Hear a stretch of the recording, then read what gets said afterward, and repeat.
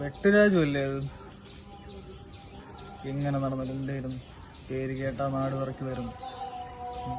വെട്ട്, നീ ഇങ്ങനെ എല്ലാ ഓട്ടം ഇട്ടോണ്ടിരുന്നോ? ഞാനും എന്റെ പിള്ളേരും വലിയ കൊട്ടേഷനൊക്കെയാണ് ഇപ്പൊ എടുക്കുന്നത്. ഒരു മാറ്റം ഇല്ലല്ലോ, ഇപ്പോഴും ആൾക്കാരെ പറ്റിച്ചല്ലേ ജീവിക്കണത്. ഡേയ് എന്ത് ഡേയ്? നിന്റെ പേരെന്ന് പറഞ്ഞാണ്? ഒടി സുനി. ഒടി സുനി?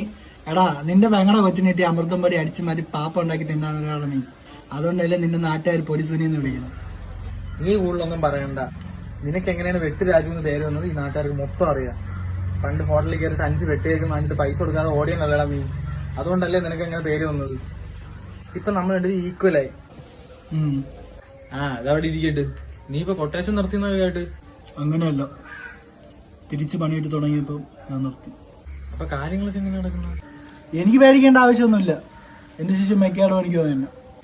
നീ ഇങ്ങനെ ശിഷ്യനെ ഓർത്ത് ജീവിച്ചാൽ മതി.